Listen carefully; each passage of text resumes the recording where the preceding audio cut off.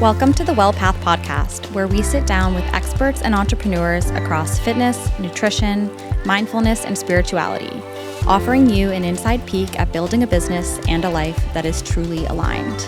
I'm your host, Brooke Robbins. Let's get into it. If you think it's true, it is. Let's talk about it. Hi, everyone. Welcome back to another episode of the Well Path podcast. I am your host, Brooke Robbins, and I am so excited for today's episode. Today, we are going to be talking about the law of assumption.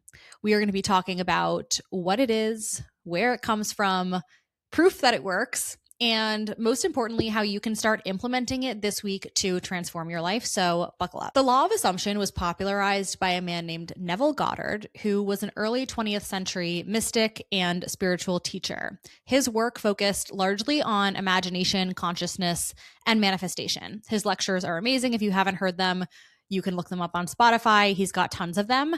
Today, we're going to be talking about one of his core ideas, which is the law of assumption. And underpinning all of his concepts about consciousness and manifestation is this other core idea that imagination is God. In other words, your inner world isn't imaginary, it's actually causative. And one of the ways in which he articulates this, and a core principle that's important to understand, is that according to Neville, there are two different sort of versions of reality, say. There's the 3D reality, which is the material world that we can experience with our five senses, what shows up in our physical reality right here, right now. In tandem to that, there is a 4D reality wherein all other possibilities for our lives already exist. This is the realm of potential and imagination. The idea is that all possibilities exist and are essentially buzzing around us, almost like radio stations. And you basically just need to tune into the one that you want to experience to call it from the 4D realm into the 3D realm, therefore into your physical reality, which you can experience in this lifetime. And the other idea is that the broadcast network is your nervous system. In other words, what is invisible existing in the 4D as a possibility can become visible through assumption and imagination. Put bluntly, what you assume to be true becomes true in your experience. So if your core subconscious belief is people always leave, nothing ever works out for me, money is hard to come by, I'm difficult to love, that will be your experience. If your core subconscious beliefs are opportunities always find me, there are amazing men or women all around me, love comes easily to me, I have so much love in my life, then that is what is going to find you in your reality as well. The secret, though, is that the sort of signal that calls something from the 4D into the 3D is feeling and emotion. That is the signal. And in that way, your nervous system is actually the broadcasting antenna deciding which reality radio station you are going to be tuning into. And so when you're thinking about the concept of manifestation, visualization, positive thinking, etc., it isn't enough to say the words. You have to actually feel the feeling of the state fulfilled. And this is something that Neville repeats a lot as well. You need to bask in the emotions that you expect to feel when the thing that you're calling in actually arrives. Maybe that's gratitude. Maybe that's joy. This is why one of my core beliefs is that one of the best ways to usher more blessings into your life is to tap into joy and awe on a day-to-day basis.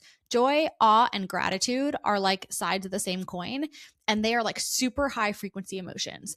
And so whatever you can do to get yourself into that state is going to call more amazing things into your life. And I'm going to talk about specific tips and tricks and things that I do that work for me, things that you can try in your own life to bring those feelings into your reality now, irregardless of your circumstances. And I actually want to talk about one very specific tool that I have used recently. And part of this topic of law of assumption, et cetera, is you have to actually believe it, right? So it's like, if you think it's true, it is, but you have to actually think it's true.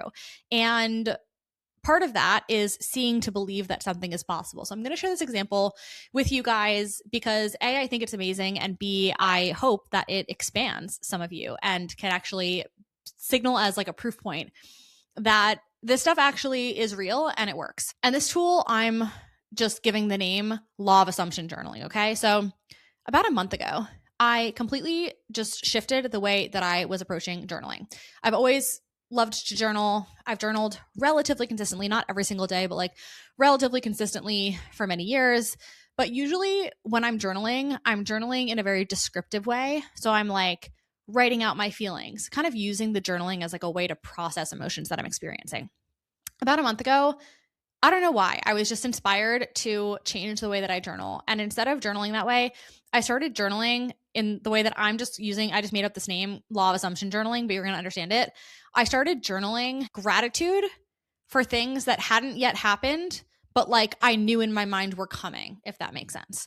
And another important component of this is I didn't just pick those things out of a vacuum. I actually like would go into a meditation and sort of ask for guidance on what God actually wanted for me. And then I would write that down. And one of the phrases that came up as a consistent refrain that I was writing in my journal, like pretty much every single day for several weeks, was, God, thank you for bringing the people that I can help the most into my orbit. That was like a phrase that came into my mind, and I captured it and I wrote it down, and I really felt it. And I was like, rather than please, I was like, God, thank you for bringing these people to me. I didn't know how he was going to bring them to me. I didn't know when he was going to bring them to me, but I just knew that they were coming. And I was writing that. And a couple weeks later, I posted a video on Instagram. Mind you, in November, I had about 400 followers on my Instagram account, okay? And my following had started to grow. My audience had started to grow as I started to become more consistent with my content over the last month. But prior to like basically a week ago, I had under 2,000 followers on my Instagram account. It was like hovering somewhere around 1,800. I remember I had like just broken 1,000 like a week or so before, sometime in January. I share that because I posted a video on Instagram and it just completely blew up. And literally overnight, I went from less than 2,000 to 6,000 followers. And in the days that followed, that ramped up to a little over 9,000, which is where I'm at right now as I record this episode. So going from less than 2,000 to 9,000 people following my account in a period of like 72 hours. In addition to that, I've received so many messages from women about the ways in which my content is helping them through situations that they're going through in their life. I've had many of you booking clarity calls to talk about coaching one-to-one with me.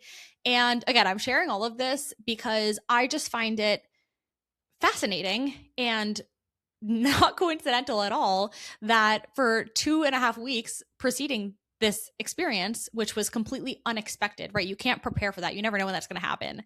I was literally writing in my journal, thank you, God, for bringing people into my orbit that I can help. Now, the other reason why I think this worked is because in addition to doing the law of assumption journaling, I have been in a very, very high vibrational state very consistently for the last 2 months.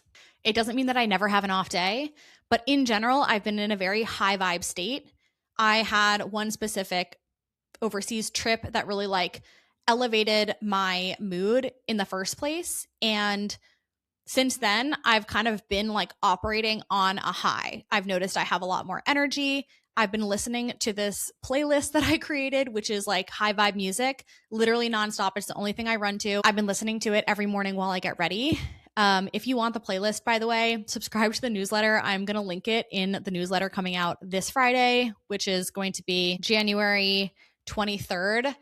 I will link the playlist, and if you want it sooner, you can DM me on Instagram and I will send it to you. It's genuinely life-changing. But these two things in tandem, so law of assumption journaling, where I have been thanking the universe in advance for bringing this specific manifestation to me. And then secondly, maintaining a baseline, like high frequency state of joy and gratitude and happiness. That's also included moving my body every day, endorphins, doing things that actually get you lit up, spending time with people that light me up. I've also gotten a lot better about saying no to things that are draining my energy. And so I've noticed that on the whole, I just have a lot more juicy life force energy to give. And I do not think it's a coincidence, again, that all of this is happening in tandem. So to recap, a couple of Neville's key points. One, imagination is creation. It is not something separate from our reality, but it actually creates our reality. Number two, law of assumption. What you assume to be true becomes true in your experience. Number three, feeling and emotion is the antenna. You have to feel into the reality of your desire in order for it to manifest. There are two other points that Neville talks about a lot in his lectures on this topic that I want to briefly cover. One is this acronym SATS, state akin to sleep. And this is the idea that there is a kind of drowsy state that we enter before falling asleep where our conscious mind is relaxed and suggestions are able to penetrate into our subconscious mind more easily. You're not fully asleep, but you're not fully awake. You're somewhere in between the conscious and subconscious states. Considering that in this state akin to sleep, right before you fall asleep, your subconscious mind is more easily able to be effectively like rewritten. So those like subconscious programs and assumptions are able to be rewritten. It's a really good time to visualize the future that you want to call in effectively on loop as you're falling asleep. And Neville's belief, again, is that if you do that, then that reality will have no choice but to be pulled from the 4D into your 3D reality. And he would do these experiments with people where he would tell people, just to prove that it's true, to visualize themselves climbing a ladder as they went to sleep. Not something you necessarily do on a day-to-day, week-to-week basis, right? And inevitably, everybody who would visualize climbing a ladder would end up like, for some reason or another, find themselves climbing a ladder in the next week. So the idea is to visualize the wish that you actually want fulfilled and really feel into the reality of that as you're falling asleep. And lastly, living in the end. This is the final principle that he really drives home on this point, which is that you have to live as if your manifestation has already arrived and act as if you've already achieved the outcome. And this is actually probably the least woo-woo of the points. It kind of makes sense when you think about it rationally and logically. If you want to be a successful entrepreneur, even if you, let's say, have no customers right now, if you act like you're already a successful entrepreneur, you get your deliverables on time, you are really on top of your stuff, you're responsive to inquiries, that is going to make you more successful, right? In the same way, like as somebody, maybe I want to be, have the podcast at a certain level. Even if no one is listening to the podcast, I should be recording episodes on a consistent basis, putting content out consistently, engaging with listeners. Whether I have 5 people listening to the podcast or 5 million people listening to the podcast, acting as if you're already in the fulfilled state is very practical, right? And then it is also allowing you to tap into that assumption that it's already on its way. Now, I feel like this principle gets a lot of criticism from people as like sort of pretending like everything's better than it is or denying the reality of your current situation. But that's really not what it's about. It's not about denying the reality of your current situation. It's just about recognizing that what you're seeing currently reflected in your 3D is effectively old news, okay? It is the result of past assumptions that you've already made.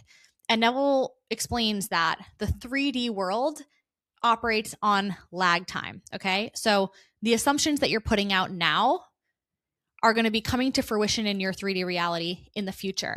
And so if you don't like the reality that you're in now, that means that the assumptions that you were sending out into the broadcast network in the past were no good. Change the assumptions now and you will change the future state. The last thing I want to say on this is that living in the end doesn't mean, again, bypassing reality. It's really about letting the future that you want to experience feel inevitable so you can stop chasing it and instead just expect it to arrive. The world doesn't respond to what you want, it responds to who you're being. And so all of these changes that you want to make, you need to make them at the identity level. You need to start identifying as someone who has X, as someone who has Y, as somebody who is X, as somebody who is Y. Whatever it is that you're trying to manifest or change about your life. If this resonated with you, take a moment at some point this week to think about something that you are trying to call into your life, whether that's a career opportunity, maybe a romantic partner, maybe it's a health goal, maybe it's just like a different way of being, something that you're trying to actively change about your reality. Maybe it's a financial goal. Write it down and then ask yourself the question of, who would I be if I already had that thing? write down the qualities and the characteristics that you would be embodying. And then take this week to experiment with this concept of loss of assumption journaling.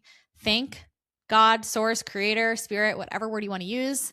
Thank the universe for providing you with that already, and start to really channel the feeling of inevitability, expecting that it is already on its way, certainty beyond logic, that everything is already working out for you. You don't have to worry. You take the actions, don't worry so much about the how, and let the universe surprise and delight you with how it fulfills the things that you are calling in. That's all I have for you for today. If we're not already connected on Instagram, join us at the.well.path.